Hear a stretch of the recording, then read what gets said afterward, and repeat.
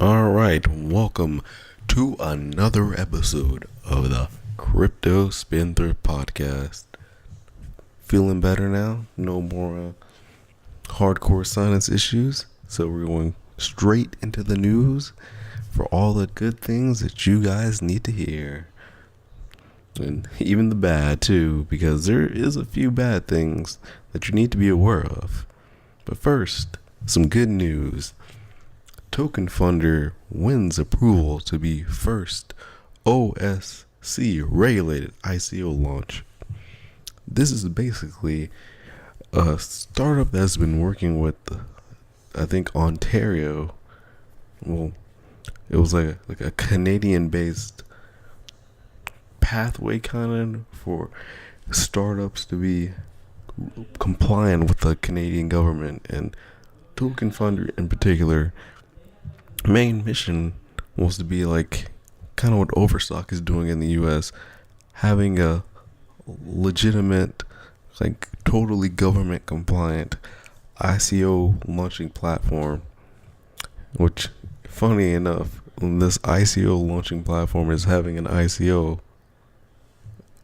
relatively soon, I think in November. But yeah, the fact that it will be one that's completely compliant, that's a government approved, it's going to really throw a path for a lot of these newer ones that will come out the woodwork, and it will help keep people from being scammed because they have now guidelines, so not everybody can just throw down some crazy idea and get 10 million funding without any kind of product to show or prototype to show. So some people I know absolutely hate government interference, but at times government interference is needed if you really want to see further growth, because for further growth you're going to have to lower the barrier of entry for the lower end investors, honestly. And even then, there are some institutional investors that might not be as tech savvy, and it leads to them chasing profits, and them chasing profits might actually be chasing a pipe dream that was totally short term, and they might come out on top sometimes, but more often than not, people get better at masking terrible coins, especially the ones that end up being really high profile. Next up, Singapore is launching Singapore central bank chief said that there will be no regulation for cryptocurrency. Why? It was more of saying if they're trying to catch people doing bad things for crypto, they're going to go closer to the sources rather than trying to do some kind of blanket statement for all crypto. So that's good. That's a good mentality rather than just outright banning crypto like some countries, not even attempting to understand how important this technology can be for the country in the future. France is also doing something similar to Canada, and they're launching a program called Unicorn that is supporting ICOs. It is basically the same concept as Canada. So the Canadian topic I discussed. So you can count that America has its thing with Overstock, and then Canada has this thing with TokenFunder, and now France is regulators. So the government is launching their own thing in France to support ICOs. So three countries that are trying to get ICOs more compliant with standards that exist with normal non-crypto companies. And a controversial topic next. Full steam ahead for the Segwit 2X, says developer Jeff Garzik.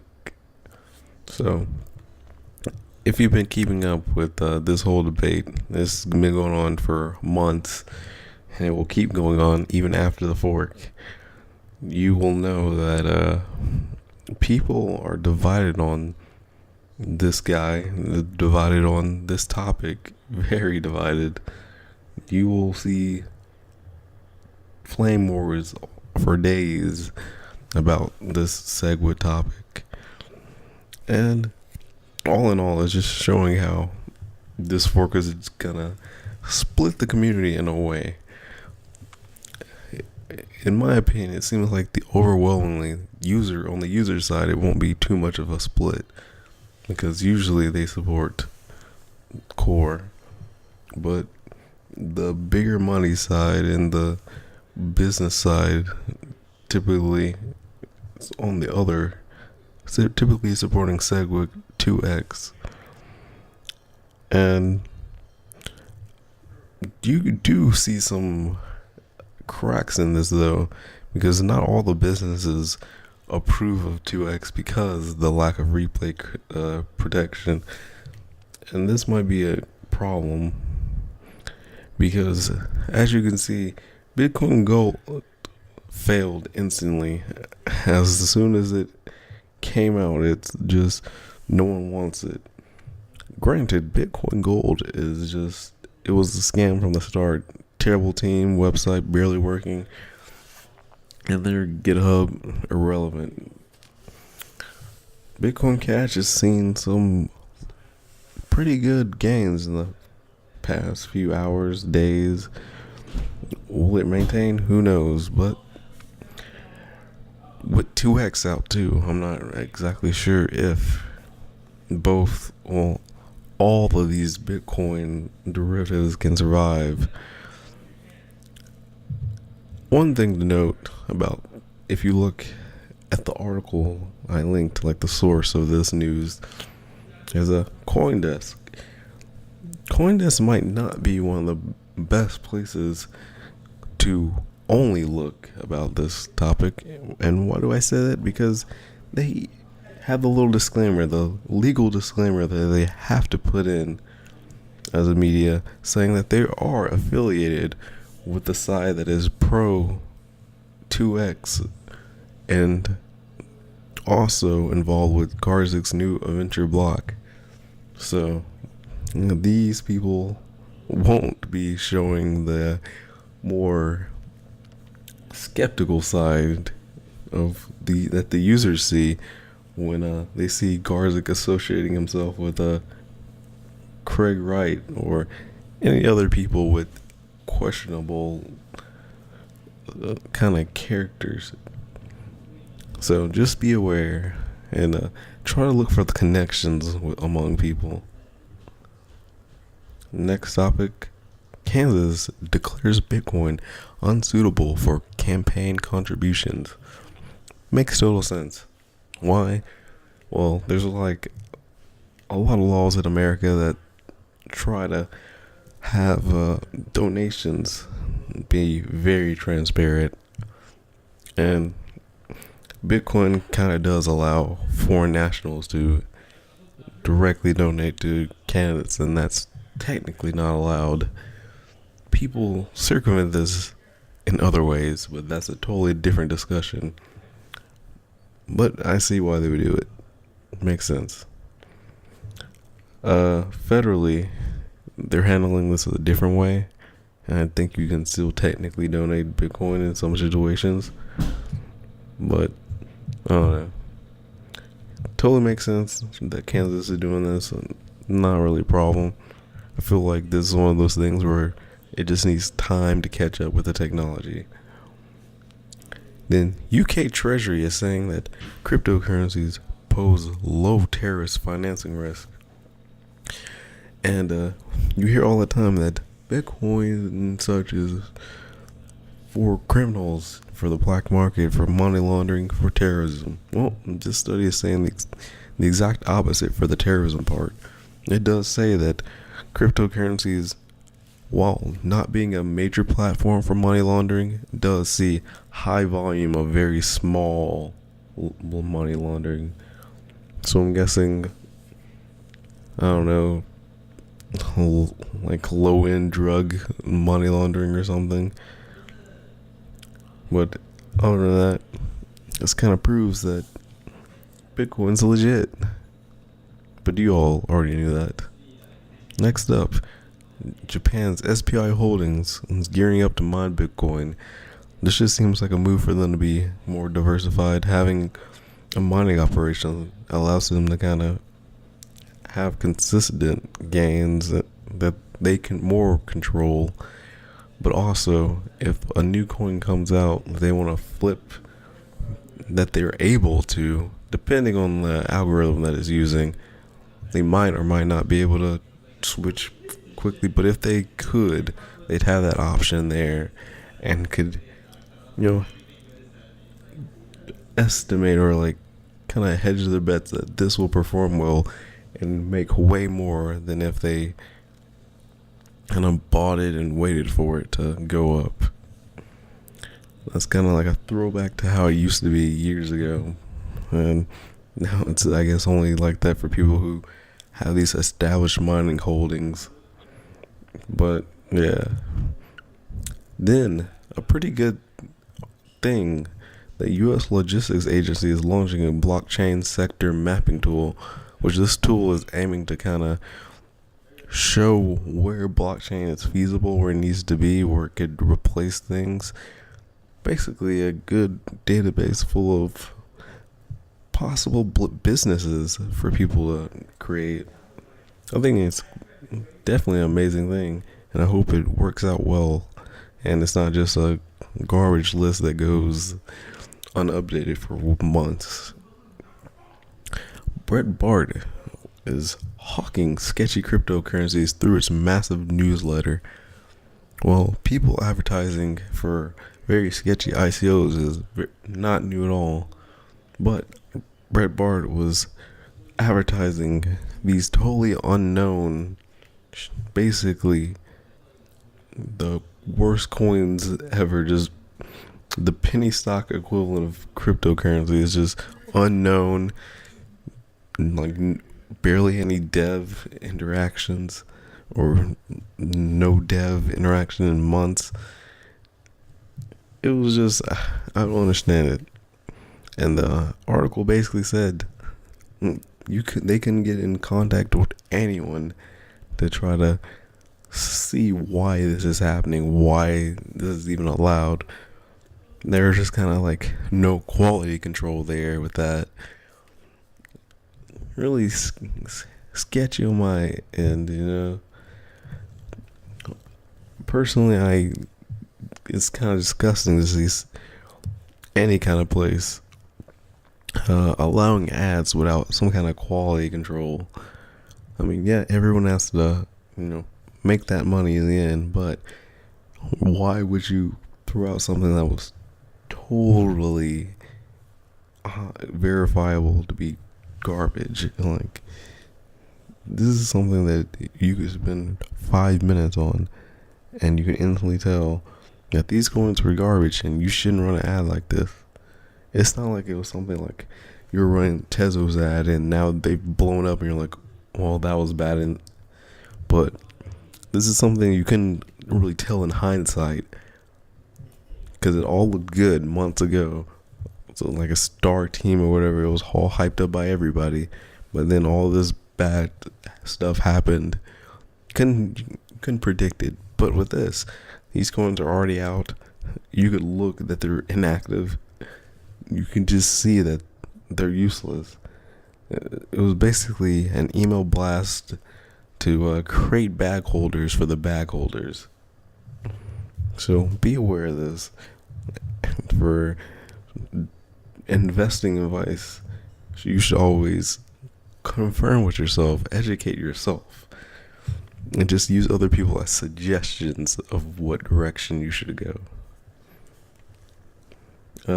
And next up, some bad news. An in-browser mining script provider, CoinHive, suffered a major DNS hijack, which has led for somebody to profit off all these people running the script.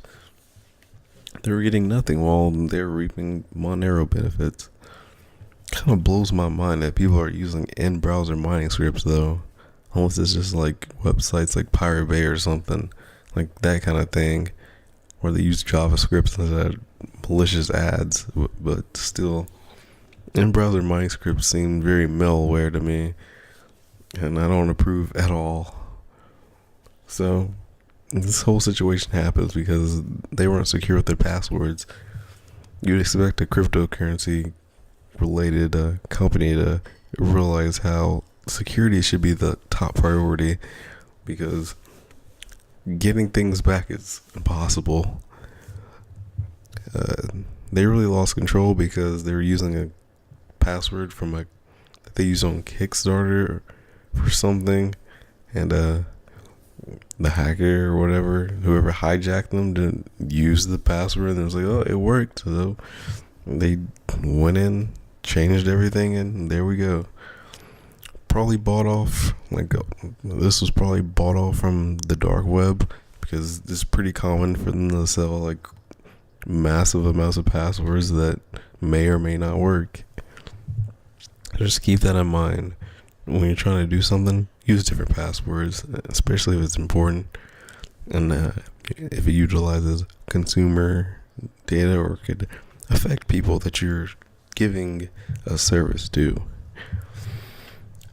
And then the SEC is saying, well, the enforcement director is saying that ICO fraud will require a thoughtful approach. This is basically saying that it will be a while before a mass amount of ICOs are punished for anything. What you can probably expect is any really high profile ones or ones that mess up important people will probably be expedited. But all these minor ones that will probably manage to fly on their radar for a while before there's anything kind of action dealt against them. And then Kraken ends a partnership with BitGo in favor of an alternative solution. This could very much be a casualty in the 2x debate, because BitGo is very 2x from its management. They do, I believe, have an engineer that's anti 2x, so no 2x side. So it's kind of interesting company, I guess. But otherwise, Kraken has entered their partnership and looking for something else. I'm guessing this is one of those signalings how this debate is going to definitely tear apart kind of businesses. Like I said earlier in the podcast, I don't think it will affect the user base all that much. It's definitely going to be more people with established services, people with big names, because if this 2x falls flat on its face, it will be insane for anyone who supported it, and I doubt they'll be ever let in anywhere near core again, because they've proven that they don't know anything. But what I anticipated is miners do just mine whatever's profitable, and whatever side has that profitable miner pool going, they'll just keep declaring each other victorious, at least in the short term. The long term is obviously going to be the people who going to find the most usage, which will definitely be the original Bitcoin, because no one has any reason to use all these spin-offs usually. And now, the final news, a good send-off of the Bitcoin price is Bitcoin price going to go from 4,000 to 400,000? Apparently, Mark Yusko thinks so. And well, that is not a problem in the very, very long term, but let's say we get a while for it to get there. As you know, Bitcoin has shot up to good old 6,000. It'll be there for some time. Got there pretty quick. I think it was under 2 weeks, because I was just talking about 5,000 pretty recently. So I'm guessing before the end of this month, before the middle of November, we'll probably see mids, like the upper range of the 6,000s, maybe even 7,000. And then if that one guy, I think it was Noviak or somebody saying that once you reach 7,000, it's going to go shoot up to 10. But we'll see. Just, if you didn't heed my warning, like at the start of the month about this is the time for Bitcoin, this is the time, I'm telling you, because institutional investors, big money is coming. Big money is definitely coming right in the crypto world, and they're gonna shake it up because this whole 2x debate is just setting the stage for that. If this first shakeup doesn't happen, expect plenty more in the future. But that'll be all for today. Share everything on social media, on Steemit, on wherever. Just get the podcast out there, And that's it. I'll see you Thursday for the next batch of news. And as always, it's been a pleasure. You've been listening to the Crypto Spendthrift Podcast. We'll see you this Thursday on a lovely November 2nd.